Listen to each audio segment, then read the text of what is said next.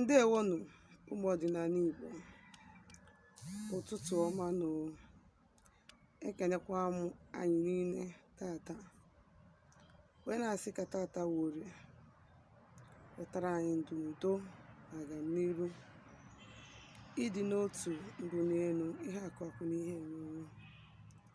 Na-asị ka chi anyị na ezumezu mmụọ niile anyị na-achụrụ aja gọzie anyị, bunie anyị elu, chụọrọ anyị ndị ajọ mmụọ na ndị ajọ mmadụ, mee ka oke niile anyị ji bịa ụwa lụọ anyị aka, ka anyị chakee, ka anyị pụta ife, ka anyị dị ude.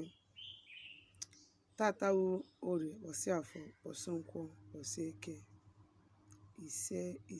ise. Aka m bụkwa onye nke gị nwada agbara ọma ụzọ mmiri. Abụkwa m onye mgbasa ozi ọma ọdịnala Igbo, bụrụkwa dibịa Igbo. Anyị na-agba afa, na-agbasi afọ ike, anyị na-alụkwa ọrụ mmụọ dị iche iche.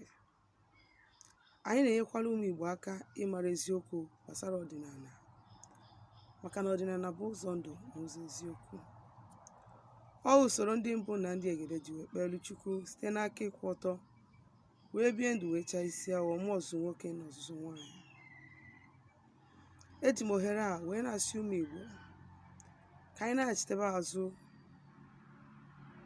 n'ọdịnala Igbo, maka na ọdịnala bụ ebe ejedebere. Ọ ụzọ ndụ na ụzọ eziokwu. Ana m agwa ụmụ Igbo na ọdịnala abụrụ ịgwọ ọgwụ, ọ bụrụ iwere ihe na-abụrọ nke gị n'ike.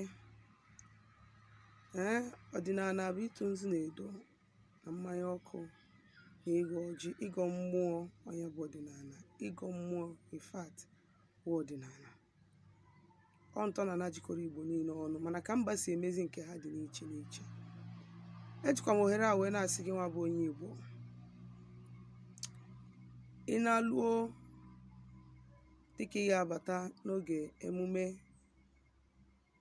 Krismas ndị ụka, biko jisie ike, maka na ama m na a lot of our brothers anaghị anata that time, maka na ha kwenyere n'ihe ya bụ ihe ndị ụka na-eme. Ụfọdụ na-anọtazi mgbe ahụ, n'ihi na mgbe ahụ ka ọtụtụ ndị enyi ha na ikwu n'ibe ha nwere ike iji wee rụta ụlọ, ha mmekọrịtakwa wit ndị ha na-afụbero ka mgbe gara aga. Wee na-asị gị nwa bụ onye Igbo, ohere anyị na-abata bụ ohere ị nwere iji wee dozie ihe dị n'ụzọ gị, ka afọ anyị na-abanye ka ọ maalụ gị mma. Ọkachasị ndị na-asị, achọrọ m ịbịa n'aka m, achọrọ m ịga n'ụkwụ m, ka mụ na dibịa m fụ, ka ọ bụrụ one on one. Ihe a bụ ohere ị nwere, echefukwana ya, maka imisikwa this opportunity. Next year nọkwara n'ịkụ ụta. Mana ọ bụ na ijiri opportunity a ị na-anarụta ụlọ wee jisi ike mee ka gị na dibịa nwoke gị ma dibịa nwaanyị gị fụ, onyelu gị aka, hazielu gị ihe dị n'ụzọ gị, chụọrọ gị aja. Ị na-achịzi azụ, ụgbọ amala na-agbazi n'ihe ị na-eme. Ịgakwazi n'isiokwu nji maka ya wee bịa. Ekwuburu m ụnyaa maka mmepe our temple, agbara ọma ọdịnala spiritual temple. Agbara ọma ọdịnala spiritual temple. Ekwuru m okwu ya nyaa, ka na-ekwukwa maka ya tata. Asụkwa Igbo ibe m, n'oge na-adịghị anya anyị anatawa na permanent site. Unu mana nwaanyị dịka ụkpaka, ọ bụrụ ebe ọ nọ wee mịa, wee kpọọ nkụ, ka ọ ya nọ ma ọ gbaa. Movement nwaanyị anọrọ ofu ebe, ganye n'olulu ebe ọ ga-anọ wee bizizie ndụ. Ọnya bụ ebe ka a na-ekwu okwu ya. So our spiritual temple here ga-adị officially open on the 8th of December. We have 7 days to go. Na-ayọkwanụ chi m na ezumezu m ka ha mezuo ihe niile ha kwere na nkwa ụbọchị ahụ. Na-asịkwa gị ọ bụrụ na ị chọrọ isonyere anyị mbọsị ahụ, oriri na ọṅụṅụ ya akarị. Do eke na afọ na-abụkarị nnukwu ụbọchị na our temple, mana mbọsị ahụ ga-adịkwa iche maka na that day dị purely dedicated for agbara ọma ọdịnala spiritual temple. wee na-asị gị ịchọọ ịbịa, anyị ga-anabatakwa gị n'obi ọcha. ọzọ dịka ibi ya bụ ihe anyị ji maka ya wee bịa, bụ isiokwu anyị ji maka ya wee bịa. Na tupu ngaba n'iru, na mmasịkwa gị ọ bụ na tata wụ izizi ị na-esonye our program on YouTube, ana m asịkwa gị nnọọ. na-asị gị nnọọ. We are one. onye ọbụla bụ onye omenala na-afụ nwanne ya n'anya. olesizi m onye ihe m na-amaghị mmụọ dị ya n'ime, mana onye ọbụla pịọ onye omenala na praktisi ọdịnala, ọ bụrụ ndị na-asị na ha na-eme mana ha nara eme, ha na-afụ onwe ha n'anya. ana m asị gị nnọọ. echefukwana ibinyere anyị aka maka ịsakwa ozi a ka o ruo ndị enyi gị na ikwu na ibe gị. ya bụ ịga n'isiokwu anyị ji maka ya wee bịa. ha bịara ịkọwa maka powers from the father's side. Powers from the father's side or father's house.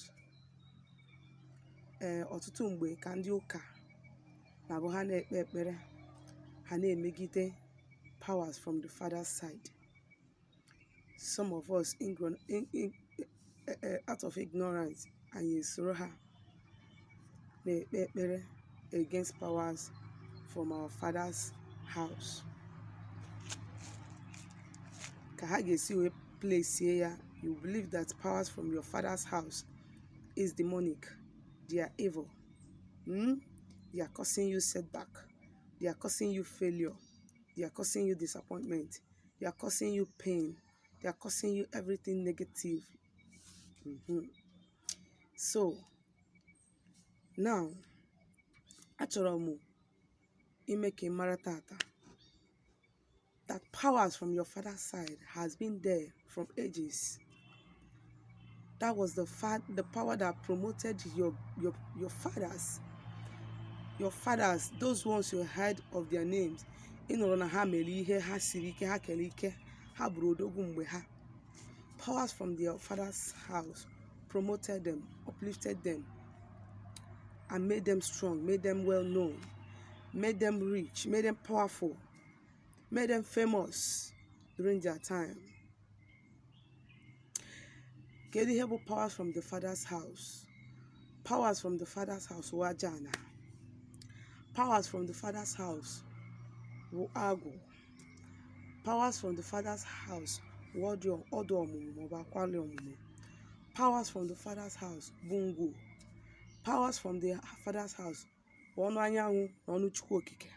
That is powers from your father's house. Yes.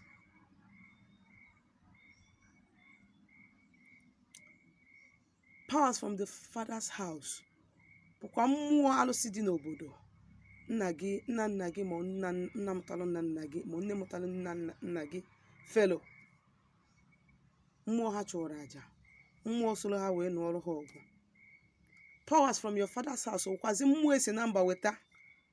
Mgbe a na-achụ ngwuru nchọ, mgbe a na-eso ngwuru n'ike n'ike, mgbe a na-ekwubi okwu na nwoke ama ndị na ngwuru a wee jee bubata power, wee gwusi ya na ngwuru, wee gwu ya si ya na nwa nwoke ya abịa ise, nwa nwaanyị ga-abịa ise, nke anyị chọrọ na-enye anyị ise.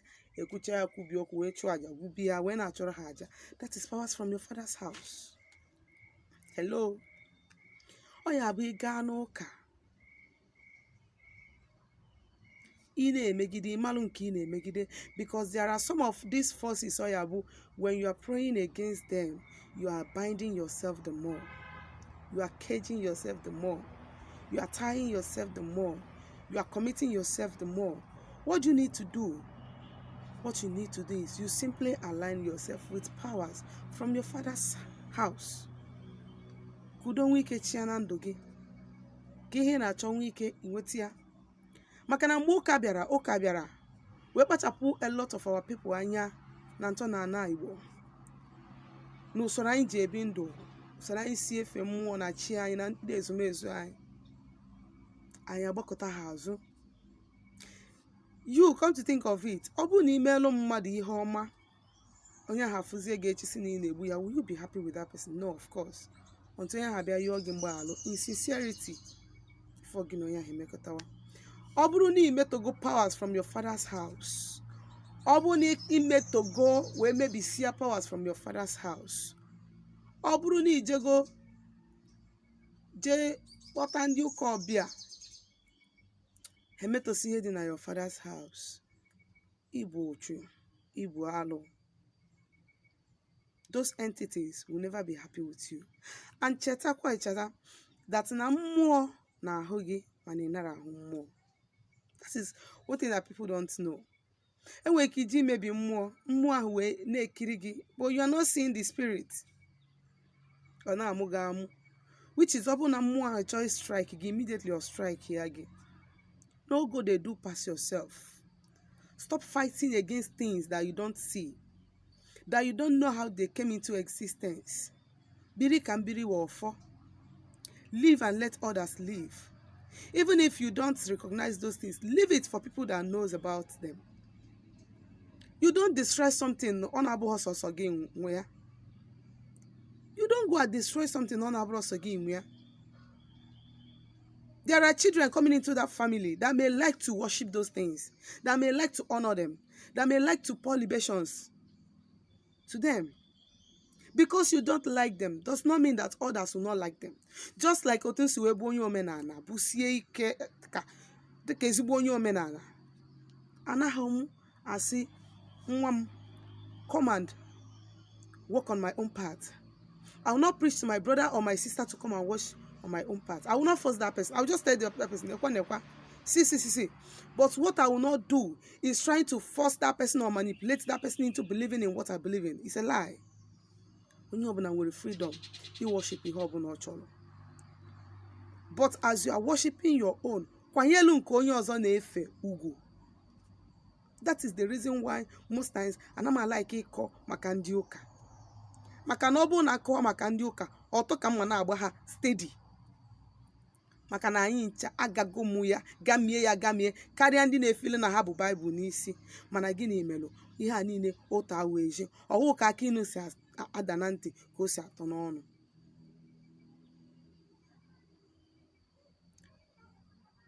Make peace with powers in your father's house. Stop seeing them as negative forces. They can only be negative to you. Mgbe gị nwa mere gịnị, mgbe mere ha abandon wee na-eme gị wee na-emetọ ha.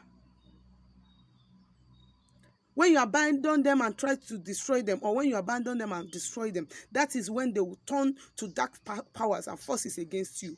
Mmụọ nwere ihu na-abụọ, o nwere dark side and the positive side. Likewise, every human being, mmadụ niile dị n'ụwa nwere good side, nwere bad side. If you are in that church that you are going, if you are in that church that you are going, every powers from my father's house fighting against me, die by fire. Shut up your mouth. If you feel that powers from your father's side are fighting against you, what do you need to do? All you need to do is go to Afa, find out where they are fighting against you.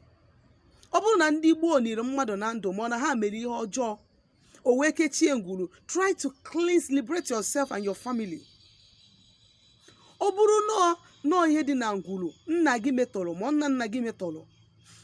to realign yourself with that thing. Because even if we make it go the fire, fire will not help you. That fire will not help you. That fire will not help you. I'm telling you the truth. It will not help you. If you get welu if you go miri now, maybe I see go the bucket of water. You just light a candle, tinye eba, more you just tinye oko na ifia, tinye eba. What will happen? The fire will go down.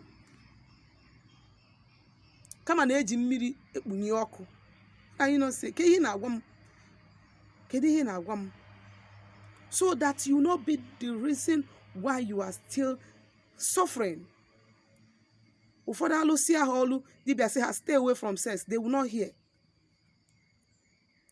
Dibịa alụsị ha ọlụ sị ha stay away from sex, they will not hear. That day ka sugar daddy ka akpọ ha, that day ka boyfriend ha ga-ama na ọ na-eme isi ha. Nọrọ ofu ebe ka ọrụ ị na-alụ ka ị nwee ike mee gịnị, ka ị nwee ike na-afụ ife ya. Aka m bụkwa onye nke gị nwada agbara ọma ụzọ mmiri, sitekwa na abụ onye mgbasa ozi ọma ọdịnala Igbo, bụrụkwa dibịa Igbo. Anyị na-agba afọ agbasị afọ ike, anyị na-alụkwa ọrụ mmụọ dị iche iche, anyị na-enyere ụmụ Igbo aka ịmara eziokwu gbasara ọdịnala Igbo. Ọ bụrụ na ị chọrọ, ị nwere ajụjụ ya ajụ m gbasara ihe ndị anyị kụziri na mbụ ma onye anyị kụziri taa, mana ị chọrọ ka anyị gbalụ gị afa ma ọlụ ọrụ gị ọrụ mmụọ, biko zitara m ozi na my WhatsApp nọmba na 07037311663. Ngwa ka emesịa.